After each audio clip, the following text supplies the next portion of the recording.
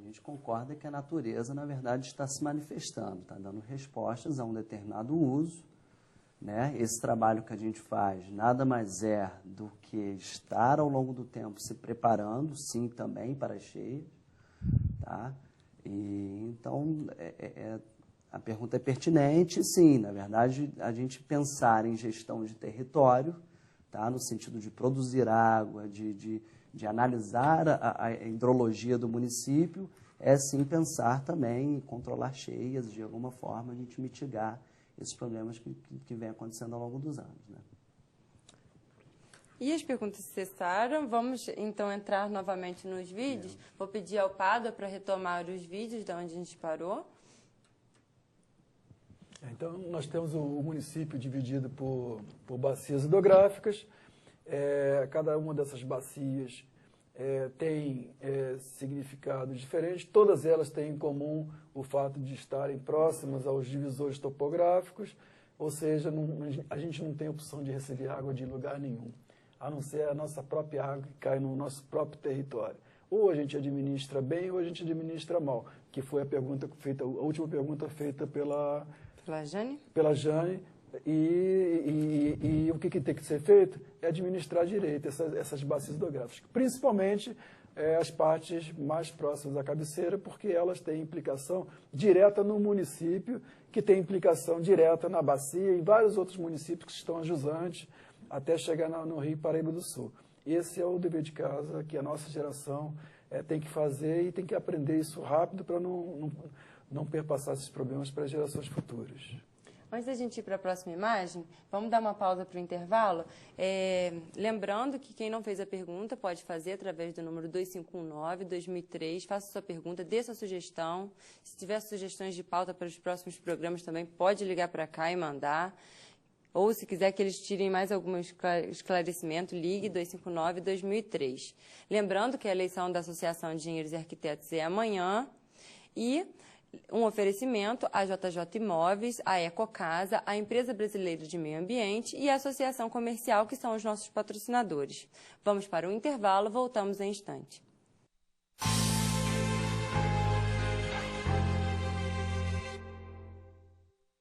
Colocar o lixo meia hora antes da coleta. Não jogar lixo nos rios e calçadas. Contribui para uma cidade limpa.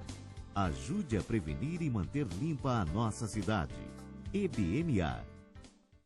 Ganha Nova Friburgo. Acesse sanf.com.br/ganha-ganha e conheça o único site de cupons de desconto exclusivo para você que trabalha em uma empresa ligada à associação comercial. A sua família também pode usar. Cadastre-se no site do Ganha-Ganha inserindo o código da empresa que trabalha e pronto, você já pode pegar o seu cupom. As empresas divulgam suas promoções e você só paga no momento da compra. Ganha Nova Friburgo. Desconto para quem compra, resultado para quem vende. Realização: Associação Comercial de Nova Friburgo.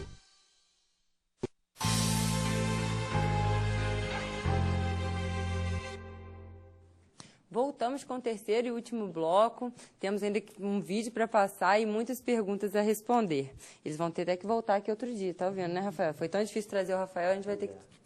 Agora eu vou ter que ligar para o Rafael. O Iveson, o secretário do Meio Ambiente, Iveson Soares Macedo, parabeniza o programa, agradece a presença dos participantes e parabeniza os mesmos por pensar no futuro da cidade, ao contrário de tantos outros. Muito obrigada pela participação, Iveson. E a Maria Amélia, do bairro de Olaria, elogia o programa e o tema abordado. Vocês gostariam de complementar mais alguma coisa? Não, acho que o compromisso é da sociedade. Todos nós aqui estamos querendo o melhor para Friburgo e vamos dar esforços para tentar chegar num bom produto aqui. E contamos com a colaboração de todos e gostaríamos muito que conseguíssemos ver todos os outros slides, que tem muita informação, tem isso e muito mais para mostrar todo o trabalho que vocês têm feito. O trabalho que está sendo feito na prefeitura. Vamos retomar, então, os slides para Rafael, Ricardo, por favor. Essa é aquela questão que a gente já até abordou aqui, vou passar rapidamente, né? Sobre as possíveis soluções de abastecimento de água de Nova Friburgo, e a gente viu que a gente abordou que em função da distância, tanto do Rio Paraíba do Sul quanto do mar, e as diferenças de cota, né, fica inviável em Nova Friburgo a gente captar a água do Paraíba ou tirar essa água do mar. Ou seja, nós produzimos nossa água, então precisamos administrá-la aqui dentro do nosso território, né? Deixa eu passar. Esse é o grande desafio da gente. E como é que a gente olha esse desafio? Vendo do canto direito superior a figura da bacia hidrográfica e imaginando, junto com a parte do meio rural, a parte preservada, a parte das cidades, daquele desenho esquemático, e imaginando que na saída da água do rio, no final da bacia, que é o ponto mais baixo, nós temos um hidrograma. Hidrograma é a representação gráfica da relação de volume de água por tempo no tempo. Então, ele é dado em litros por segundo, nas horas, metros cúbicos por segundo nas horas. Se essa bacia que está colocada no ponto direito for mal manejada, nós vamos ter um hidrograma em vermelho. Ou seja, quando não tiver chuva, não tem água no rio, vai ter só nos reservatórios. Como nós temos reservatórios, mas são poucos, muito poucos, nós vamos ter escassez hídrica. Então, e quando é que a gente precisa mais de água? Quando não chove. Então a escassez vai ficar mais agudizada. E o problema é mais sério. Quando tem uma chuva mediana ou forte, a água passa praticamente de uma só vez, porque ela não fica retida nas encostas nem nas vazas. E aí, então, os picos de cheio, os momentos mais fortes da vazão dos rios, vão ser muito altos. Por isso que ele sobe e forma o pico da cheia muito alto. Parou a chuva, ele decresce para zero novamente, muito rapidamente. Então, resumindo, a gente vai ter água na época da chuva. Esse é o pior cenário que a gente pode ter, e esse é o cenário tendencial caso a gente não tome as providências. Agora, por outro lado, vocês viram, se pudesse voltar para os slides, por favor, a gente vai perceber que tem um hidrograma em azul. E esse hidrograma azul de linhas cheias, uma linha cheia, que é a mesma bacia bem manejada. Então, antes da chuva, eu vou ter a água, durante a chuva, eu vou ter a subida da água, parou de chover, eu vou ter uma vazão um pouco maior, e muito tempo depois da chuva, com a mesma água dessa chuva e a água de chuvas anteriores, eu vou continuar tendo vazão. Esse cenário é que vai me garantir a perenidade.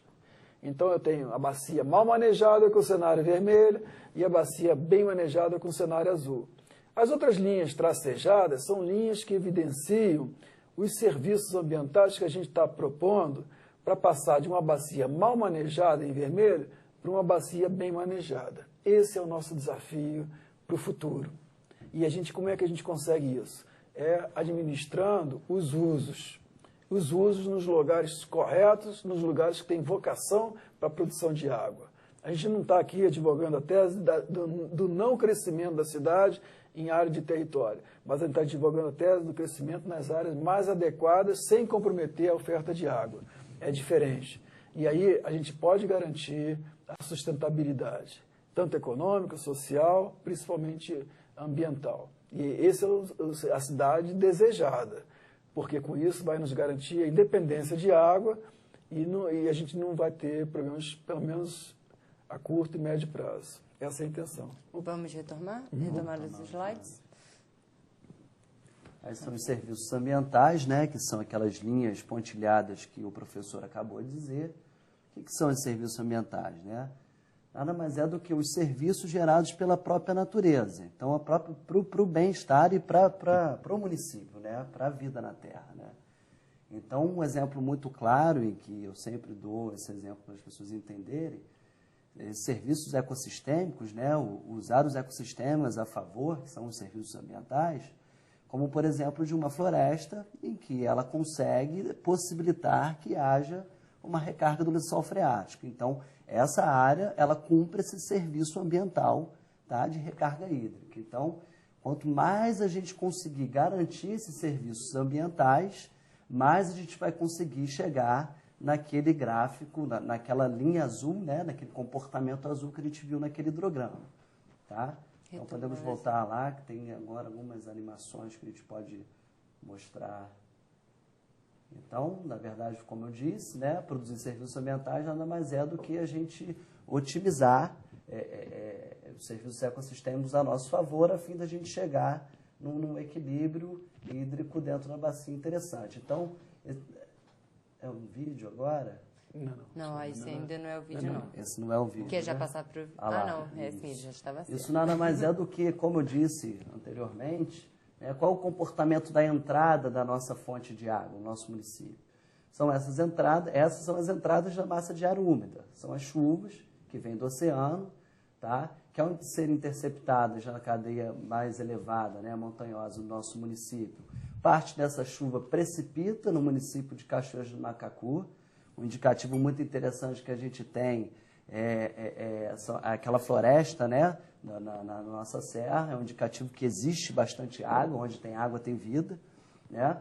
E parte dessa, voltando lá no slide, parte dessa chuva consegue entrar no município, tá, de Nova Friburgo, tá? Vamos lá de novo, ó. Esse é o comportamento da entrada. Então, essa massa de ar úmida que consegue entrar no nosso município é a nossa principal fonte de água, que ao ser as vertentes voltadas para essas massas de entrada, são vertentes importantíssimas para a gente conseguir, ao essas chuvas serem interceptadas por essas vertentes, a gente conseguir cumprir essa função ambiental, essa função ecossistêmica de recarga hídrica. Tá? Acho que podemos passar. Eu só gostaria de fazer uma fala também em torno dessa figura, porque ela é muito ilustrativa. Uma parte de água é descarregada das nuvens, fica no município de Cachoeiras de Macacu, mas em função das partes baixas da Cordilheira de Serra, constituem as principais entradas, que seriam os começos das setas, onde a gente vê a propagação dessas massas de ar úmido ao longo das bacias hidrográficas por conta dos efeitos orográficos, como o Rafael bem colocou aqui. E isso vai deixando a água num caminho prioritário dessas zonas, e a gente tem lugares onde, por exemplo, florestas próximas da bacia do Rio Caledônia e do Santo Antônio, chegam a ter mais de 16 vezes áreas maiores do que as florestas situadas no final do município, o que dá um pouco o tom de quanta água tem no ambiente que propicia o vigor dessa vegetação. Esse volume de água gera um conceito que a gente trabalha lá no Laboratório de Manejo de Bacias Hidrográficas da Universidade Rural, onde a gente quantifica a chuva oculta. É uma chuva não contabilizada na rede de pluviômetros normais. Na rede de pluviômetro oficial, na região de Teodoro de Oliveira, a chuva anual remonta a 2.800 litros por metro quadrado. E nessa própria região, por conceito de interceptação horizontal que gera chuva oculta, tem um adicional de 44% do volume de água nessa precipitação pluviométrica. Então, o valor de água que ocorre por metro quadrado é muito alto. Se a gente não tiver uma postura estratégica de fazer com que essa água seja sorvida para o solo com o uso da vegetação e seja perenizada nos recursos de água, nós podemos ter problemas sérios. Se nós permitíssemos que fossem construídos grandes loteamentos e grandes áreas impermeabilizando essas áreas, onde o asfalto, o telhado e tudo mais fizesse com que essas águas imediatamente corressem para o rio, o efeito na cidade de Friburgo seria muito grande, tanto nas cheias como na falta d'água. Então, é muito importante a gente entender os processos que ocorrem em Friburgo, entender bem para fazer um racionamento do uso que gere o melhor resultado possível. Isso é uma das atividades que a gente está contemplando no plano diretor, que a gente está tentando instituir aqui no município para poder trabalhar, e isso é o que a gente precisa que a sociedade, os munícipes, quem mora aqui em Friburgo, quem é parte interessada, entenda para ajudar a defender essas causas e a gente trabalhar de forma propositiva para poder equacionar essa situação. Esse é o nosso desafio da sociedade como um todo, não só dos técnicos. Os técnicos cabe levantar isso e mostrar os cenários e discutir com a sociedade em programas como esse, e o máximo que a gente puder, e está tendo várias discussões a esse respeito, para a gente entender que isso é o patrimônio que o Friburgo tem. Se ele abrir mão desse patrimônio, ele vai perder, e vai perder bem. Então, a gente precisa ter essa consciência e trabalhar isso com muita honestidade e com muita isenção de espírito, de propósito, para poder chegar num bom produto. Nós estamos chegando ao final do programa, só estamos com 4 minutos, eu não sei como que vocês querem distribuir esse tempo. Acho que não vai dar tempo para a gente passar todos os slides. Mas eu queria que vocês deixassem uma mensagem para a população, e tanto o Rafael quanto o Ricardo, e dessem uma boa noite. Bom, eu queria dizer que é um trabalho que está em desenvolvimento ainda, tá? Dentro lá da revisão do plano diretor, em que, no momento oportuno, nós vamos discutir com a sociedade tudo que a gente vai levar até as reuniões técnicas. São propostas, cenários, para a gente poder refletir, né, qual o cenário que a gente quer para a nossa cidade, para daqui a 50 anos, 100 anos, para os nossos filhos, né? Qual legado a gente vai deixar para os nossos filhos, nossos netos. Então, agradeço muito a participação, o convite, né? Participar aqui, fugir bastante. Nós que agradecemos vocês terem vindo e vamos marcar um outro programa para conseguir passar todos esses slides, porque a gente não teve tempo hábil para explicar todo o projeto de vocês. Tem bastante informação ainda, mas que num outro momento. Mas fica para um outro convite. Isso. Nesse vocês não podem fugir. Eu agradeço a oportunidade de estar aqui. Como eu falei para vocês, eu quero vir morar aqui definitivamente em Friburgo.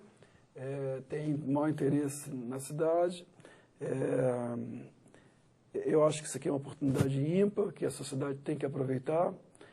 Seria muito importante vocês tomarem conhecimento de tudo que está sendo feito e aonde a gente está pretendendo chegar, se envolverem com participação mais efetiva e entenderem essas propostas, porque só com conhecimento a gente vai conseguir evoluir e vai conseguir ter atitudes proativas para poder fazer as coisas funcionar. Então, muito obrigado aqui pelo convite, muito obrigado ao Friburgo também pela oportunidade de estar desenvolvendo esse magnífico trabalho aqui junto com vocês. Para mim é um grande prazer estar nessa banca e nesse trabalho. Nós que agradecemos, em nome da Associação de Engenheiros e Arquitetos, agradeço terem aceitado o convite. E também é muito interessante a gente ver esse amor por Friburgo, que o Ricardo está demonstrando aqui, que não é uma pessoa que nasceu na cidade, mas tem um amor pela cidade. E o nosso programa chegou ao fim. Quem não pôde participar do programa, pode ligar para o telefone da Associação de Engenheiros e Arquitetos, que é 2528-5396, pode fazer perguntas, dar sugestões e sugerir pautas. Nós queremos trazer novamente o Rafael e o Ricardo aqui no programa. E lembrando que a eleição da Associação de Engenheiros e Arquitetos é amanhã, dia 18, quinta-feira, e fazer um oferecimento aos nossos patrocinadores, a JJ Imóveis, Ecocasa, a Empresa Brasileira de Meio Ambiente e a Associação Comercial. O programa Hora Técnica termina aqui. Uma ótima semana a todos. Até quarta-feira que vem.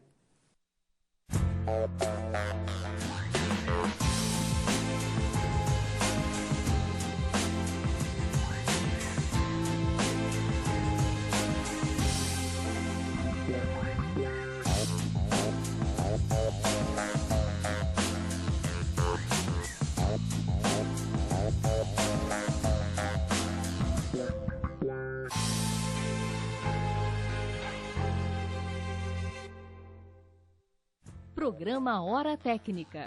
Oferecimento EBMA, Empresa Brasileira de Meio Ambiente. E Universidade Cândido Mendes, diploma de valor desde 1902.